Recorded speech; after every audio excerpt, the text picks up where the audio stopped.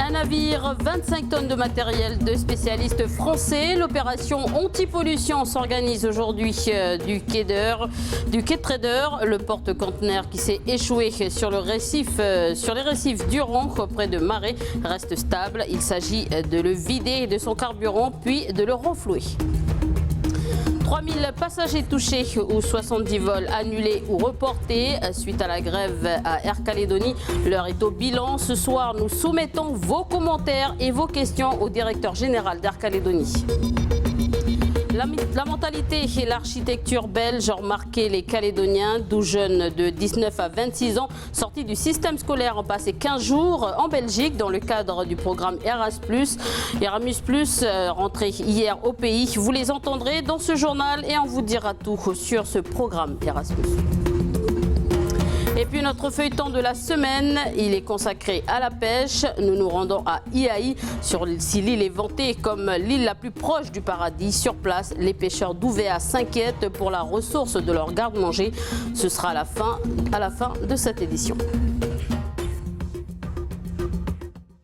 Mais avant cela, une bonne nouvelle. À Londres, Pierre Fairbank, médaillé de bronze ce matin. Le Calédonien est arrivé 3e sur le 200 mètres au championnat du monde handisport. Devant lui, les intouchables Lakatos du Canada et Paeo de la Thaïlande.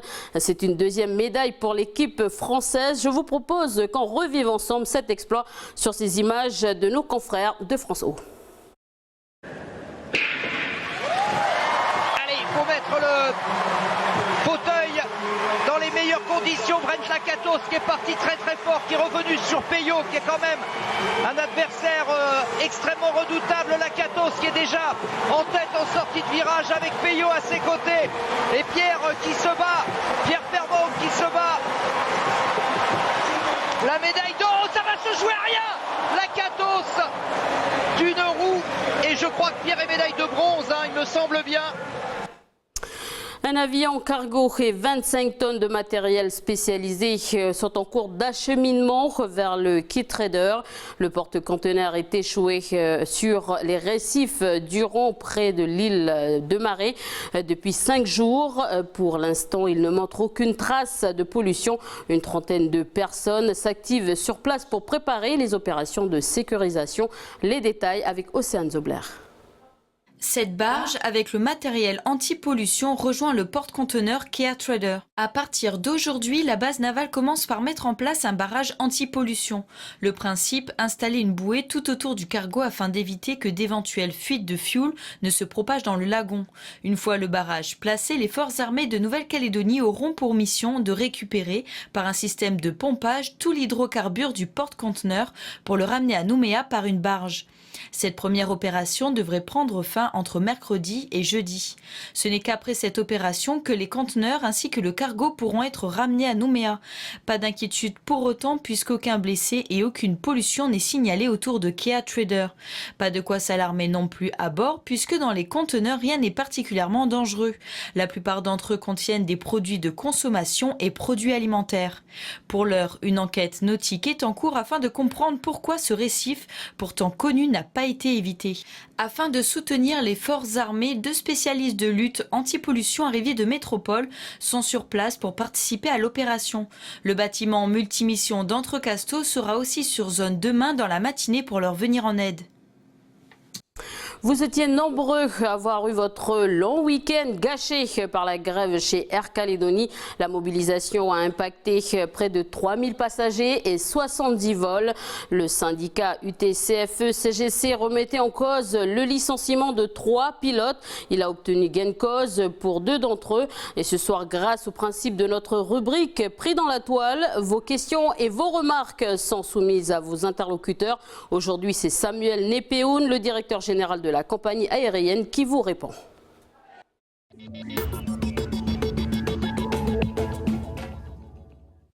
Comme d'habitude, le service clientèle pourri.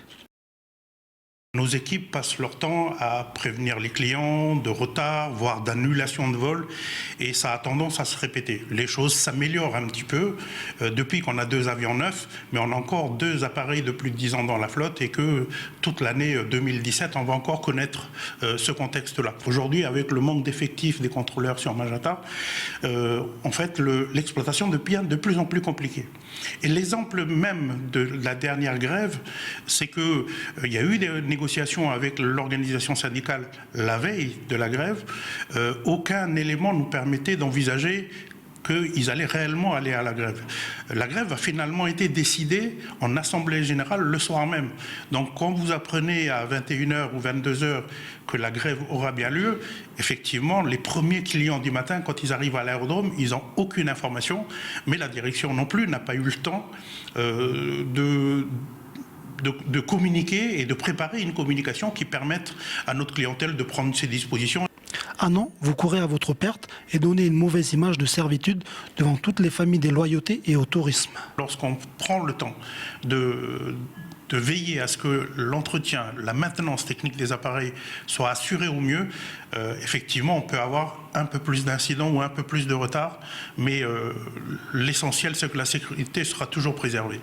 Lorsqu'on a des incidents, ça crée donc de la désorganisation et les équipes sont très sollicitées pour essayer de gérer au mieux des situations compliquées. Ça peut créer des tensions au sein des équipes, ça peut créer des réactions au sein des organisations représentatives du personnel avec qui on essaye d'échanger au mieux. De l'autre côté aussi, je crois que la clientèle ne comprend pas toujours qu'il y a un certain nombre de choses qui ne relèvent pas d'Air Calédonie. On a connu par le passé le souci avec les contrôleurs aériens. En fait, autour de la plateforme, il y a Air Calédonie qui a les avions, mais il suffit que les conditions météo ne soient pas remplies, les conditions de sécurité aéroportuaire, donc incendie par exemple, ne soient pas assurées. Il suffit qu'on ait d'autres incidents, mais qui ne sont pas liés à Air Calédonie.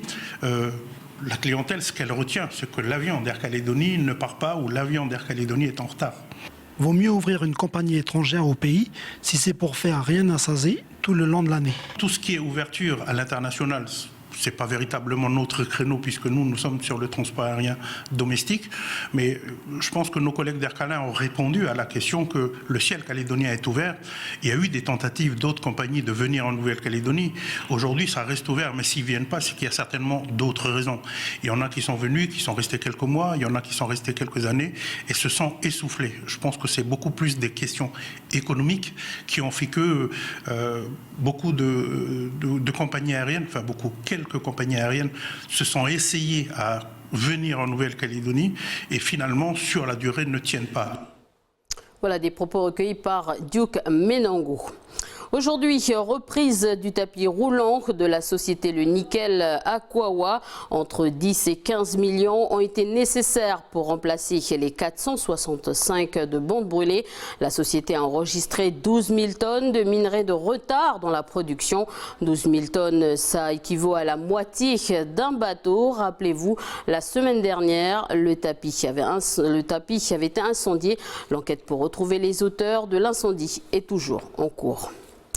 Un mineur de 14 ans a reconnu avoir mis le feu dans les locaux de l'école primaire de Tindu. Selon nos confrères des Nouvelles-Calédoniennes, la semaine dernière, la cantine de cette école avait été incendiée et contraint les parents à s'organiser pour le repas des enfants. La cantine a rouvert ses portes aujourd'hui. Ils sont de retour sur le Caillou. Nos 14 jeunes du pays sont partis en Belgique dans le cadre du programme Erasmus+, un programme destiné généralement aux jeunes sortis du système scolaire. C'est donc après 2 semaines de balade et de découvertes qu'ils ont partagé ce matin leur expérience au centre d'information des jeunes. Alors, est-ce que le voyage forme la jeunesse? Réponse de Lindsay Wamo. Parfait, ça va. Décalage horaire. C'est autour d'une table que les jeunes du programme Erasmus+ laissent sur le papier leurs impressions et les souvenirs de leur voyage en Belgique. Ce papier restera ici au centre d'information pour que d'autres jeunes découvrent leurs témoignages. Parmi eux, il y a Doris.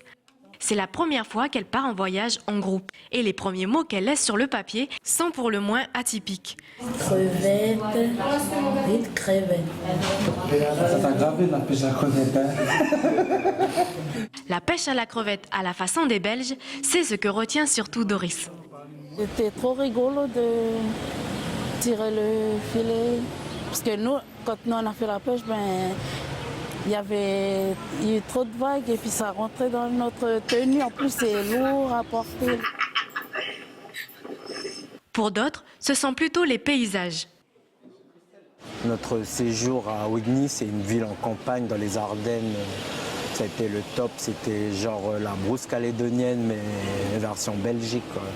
On a visité un château, mais c'est la première fois qu'on voit un château. Les mecs sont excités. Et tous sont unanimes.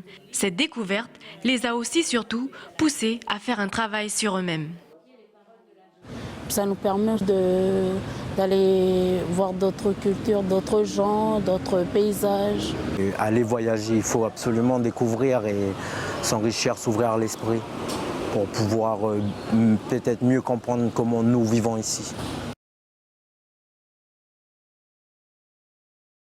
Et si vous aussi, vous avez envie de faire partie de ce programme Erasmus+, Vanessa Kédé vous en dit plus.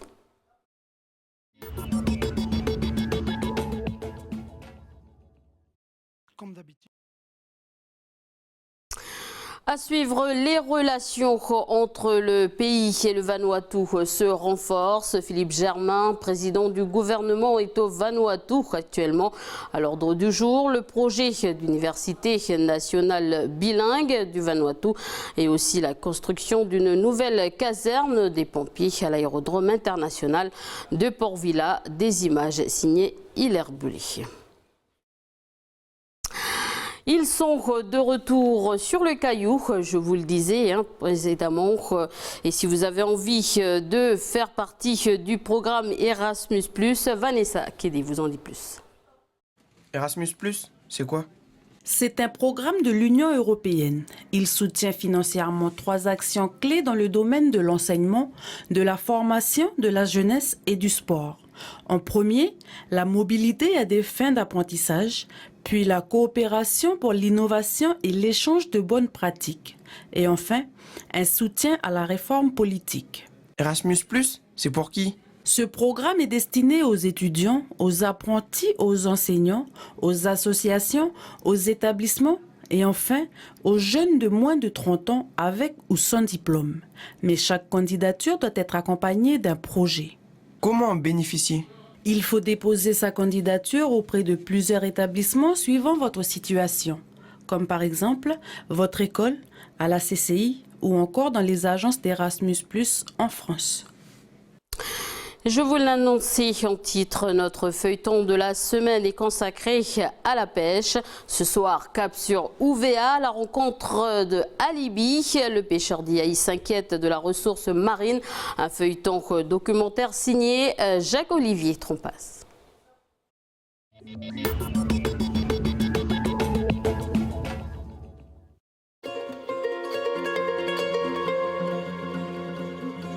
Je pars pour Ouvéa. 25 km de plage d'un seul tenant. Et quelle plage! Au pied du pont de Mouli, je rejoins Alibi, qui cherche des appâts pour la pêche de cette nuit. Il propose de m'emmener.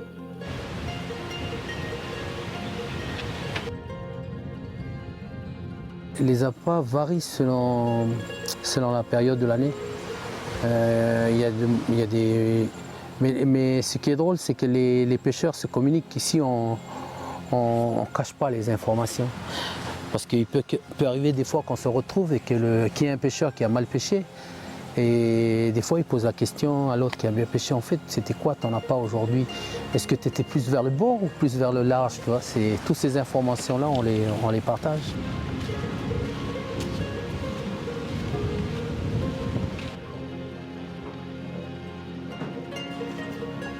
Ah, ici, c'est les boubouets Un de ses fils, Ludovic, est venu lui donner la main.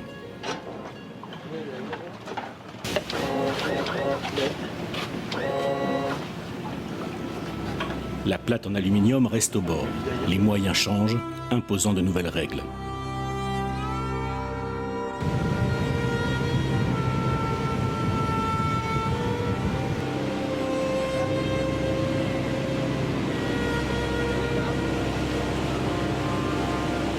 Le temps est calme. Le bateau file tranquillement vers le centre du lagon d'Ouvéa. C'est le coin de pêche d'Alibi. Il a ses raisons. On va plutôt vers des endroits... Moi, je suis plus au milieu du lagon. On y va devant parce que le plus gros du volume de poissons est concentré au milieu du lagon. Et les espèces, c'est le bec de canne, c'est la loge crasseuse, la loge bleue aussi. De temps en temps, on empêche des mécois. Quand on a commencé à pêcher, il n'y avait pas tous ces instruments-là de navigation. Mais nous, on a encore aujourd'hui, on l'a encore avec nous. Je ne sais pas si les jeunes derrière arrivent à se retrouver quand ils sont en panne de GPS. Mais nous, on l'a encore, on l'a les deux. Parce que c'était quand même quelque chose qu'on avait appris avec les vieux, c'est se diriger dans le noir. Et là, aujourd'hui, on a plus de lumière. Moi, je me rappelle à l'époque, quand on pêchait avec les vieux, on avait coutume de mettre une lampe fanale là où, devant chez soi. Pour pouvoir rentrer facilement. Et puis, on était à la rame aussi. Alors on savait que voilà, on se dirigeait en fonction des étoiles. Ça, c'est les vieux, ils le savent. Dès qu'on approche du bord, on sait exactement où on est.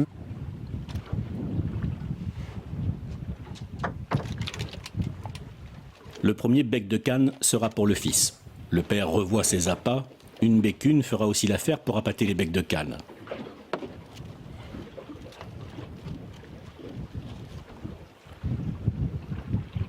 Alibi s'inquiète pour la ressource. Il la voit diminuer trop vite. Il me parle de son expérience. Le lagon, je pense que toutes les espèces sont menacées.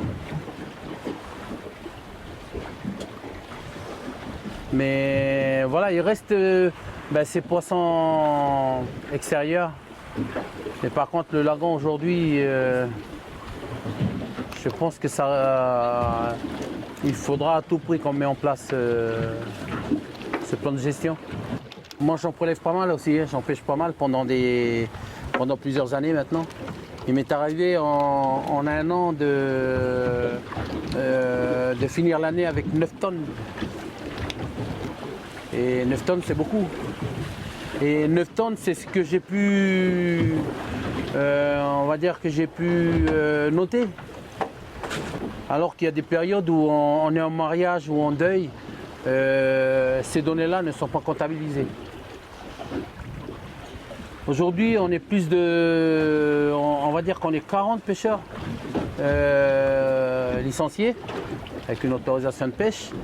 Sur ces 40, on va dire les 1 tiers sont vraiment des professionnels qui sortent tous les jours, quand le temps le permet, bien sûr. Mais si on comptabilise tout ce lot de pêcheurs qui pêchent régulièrement, on dégage vraiment des gros chiffres. Des gros chiffres. Je vais à la pêche, je sais que maintenant, pour aller faire du bec, mais on va très loin. Moi, à l'époque, on se déplaçait avec les vieux à la rame et on faisait des super pêches. Voilà, deuxième épisode demain soir dans notre journal. Culture pour refermer ce journal. Le nœud de Judas, c'est la dernière pièce de Pierre Gop. En ce moment à l'affiche au centre culturel Tchibaou, Pierre Gop traduit le suicide comme une mort maudite qui n'est pas admis comme une mort respectable. Selon la DASNC, la Nouvelle-Calédonie, ce sont 30 suicides en moyenne chaque année au pays. Le suicide par pendaison et par arme à feu sont malheureusement les plus récurrentes. La scène se passe dans un cimetière. Je vous propose un extrait. Tu te sens pas mal pour une première confrontation? J'avoue, maman. Reste dans cet état d'esprit, ok? Oui. Reste dans cet état d'esprit. Et une chose, Henri a défié Dieu de son autorité. Oui. Et c'est ça Ça, c'est ce que les gens doivent savoir. Le reste, on verra plus tard. Ok. Et c'est quand plus tard? Papa, c'est quand plus tard? Je n'ai pas défié Dieu dans son autorité. Je t'ai adressé la parole, moi.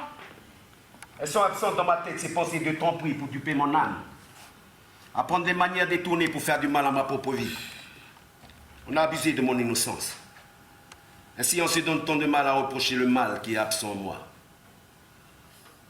Tais-toi. Ici, tu te tais. Quand l'on traîne devant les prêtres martyrs. Les parents savent dissimuler leur vrai visage.